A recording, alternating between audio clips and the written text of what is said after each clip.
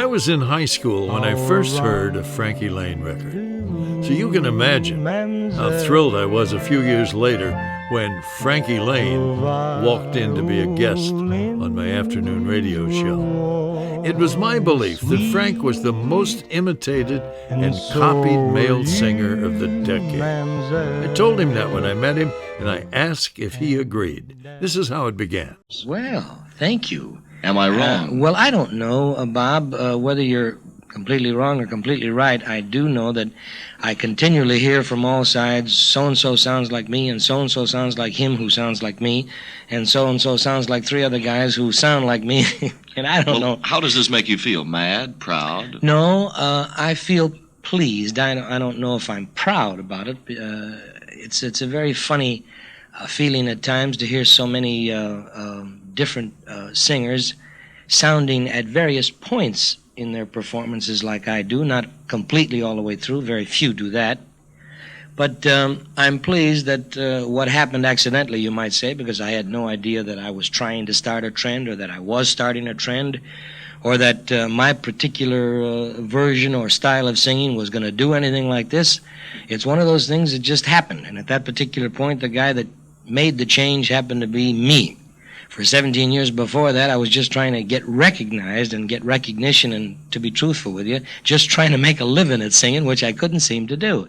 And then all of a sudden, this bombshell fell. And now, I'm pleased, of course, that other guys have come along and adapted and adopted a lot of what I do for their particular interpretations of certain songs that are like the songs I do, and sometimes the songs I have done. And I'm pleased. This style that currently is the Frankie Laine style, is this something that came out of the association with Carl Fisher back a number of years ago? Well, I would say, Bob, that almost anything I do is an integral part of what Carl and I created together, because what Carl Fisher played and what Carl Fisher dreamed up and what Carl Fisher arranged and thought of had a lot to do with what it made me feel. Some of the things that he conceived for songs like That's My Desire, for Mamselle, Shine, Two Loves Have I, Jezebel, Jealousy, Tomorrow Mountain, and so many songs that I've even forgotten. We'll Be Together Again, which we wrote. Anything that I thought of, naturally, there was a lot of bearing on me from what Carl thought, and I guess he's wrapped up in everything I've ever done. A genius of a man, a great talent for being a human being. Well, fortunate indeed that the music will live forever. Let's get back to the imitation just a moment. Many people who have imitated the Frankie Laine style, do you believe that there is anyone who is a very big figure as a vocalist today who has copied your style? Well, that kind of puts me on the spot a little bit, Which Bob. is what I intend to do. But I think maybe if you think there are any guys that have, they would be even more on the spot if you asked them the same question. I don't think any of them would feel that I am speaking out of turn or out of line. In most instances, anybody who has imitated or copied anybody else to an extent has a tendency, if they become successful, to play down the imitation or the copy. I know that many years ago I did a tremendous imitation of Bing Crosby, and if anybody asks me about it today, I don't mind saying I did, because I didn't happen to get lucky following Bing Crosby's particular style. May I name one person in particular, and you don't have to answer this if you don't want to, but I have heard it said by many people in the radio industry, Johnny Ray, that what Johnny Ray began with was a slight adaptation and edge on what Frankie Laine had been doing for 10 or 12 years previously. Have you ever felt this yourself?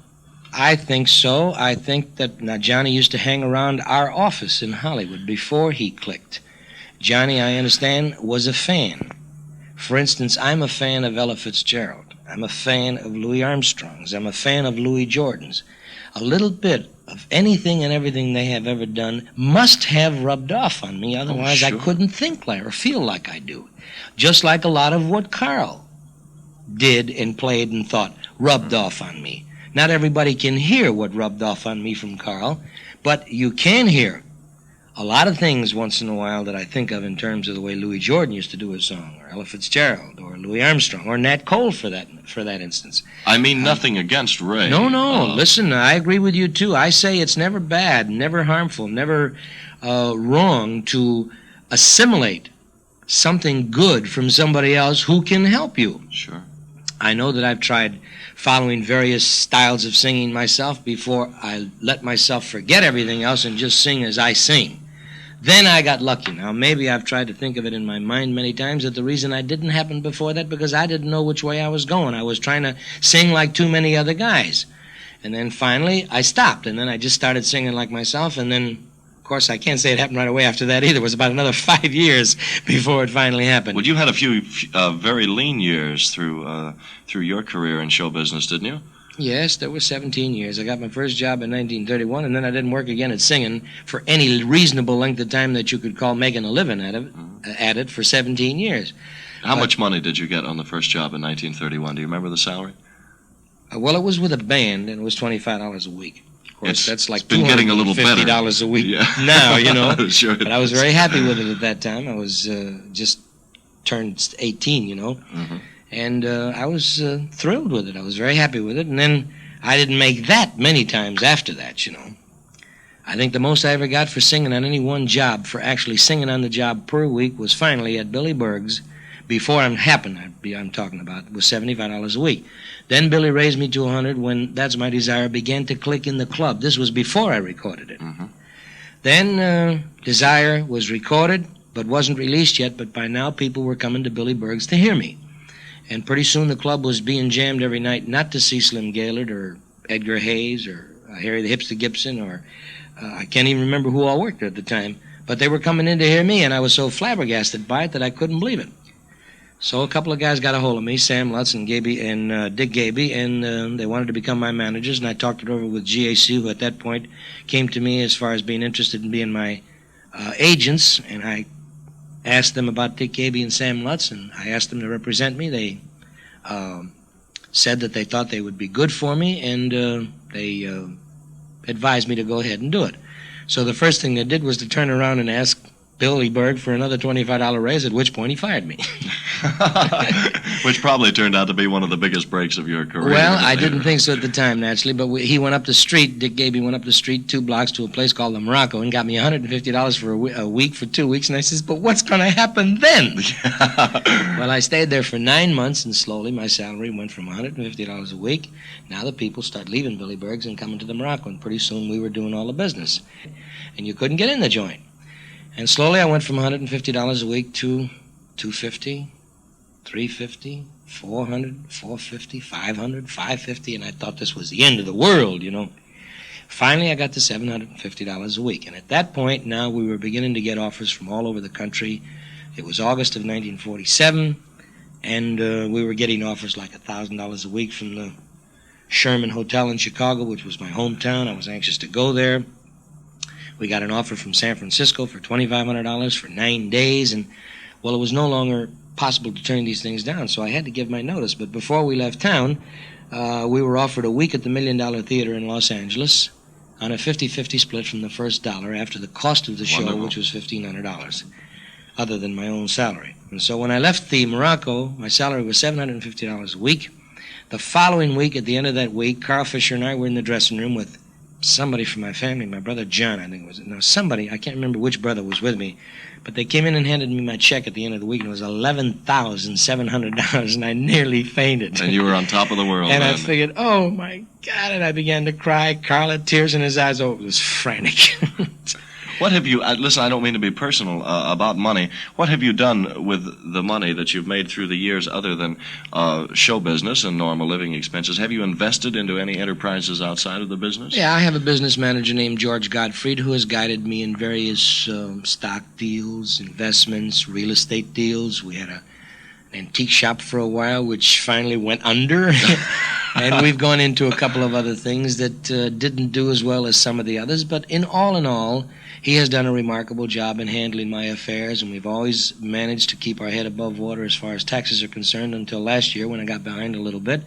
But we're slowly pulling out of it, and to me that's the main thing. Get the taxes paid, and the rest of it you can always manage to somehow make out, you know. And I've managed to do all the things I dreamed about doing all through the years that I used to see the other guys do and never thought I would ever get to do. You seem like a happy man, Frankie Oh, I Laine. am, You tremendously, do, tremendously. And to what, me... What kept you going through the lean years? Well, I don't know. I can't say I had an unshakable faith in myself, but I will say that every time I quit, something made me go back. So I don't know what it was, except that I always kept saying, well, this is the last try, and if it doesn't happen this time, then that's it, the heck with it, you know.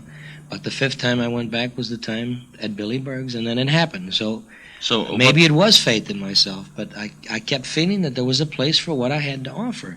And at times it used to get to be, Bob, where I didn't care about the money anymore. I just wanted to be recognized for what I was trying to do, you know, and all I was doing was singing blues and jazz. And I wanted to be accredited with that. And finally, when I did hit, I hit with a pop tune, and now none of the jazz singers, none of the blues singers think that I am that. They just think I'm a pop singer who got lucky. Because in jazz, you know, if you start making a buck right away, you're a commercial. Right, see? right. They look at the so other you either jazz got to performers starve and be a jazz man or a blues man, or you're dead. So I decided after all the starving that I did with all that kind of music, if that's what they want to think about what I do, well, then all right, I'll take what I got. So where do you go? Where do you go from here? What's the big goal? Well, Bill Warren, who is the one that, along with Bill Dozier at CBS, got the idea to get me to do the theme song track for Rawhide. I kidded with them one day at the studio when I was making the film track for the TV film. I said, "You guys are dopes for paying me this kind of loot." I said, "You could have got me to do it for nothing," and they wanted to know how. And I said, well, all you would have had to do was to give me a part in one of these episodes, and I'd have done it for nothing. And Bill Warren looked at me, he says, you're kidding. He says, you don't really want to act, do you? I says, well, why not?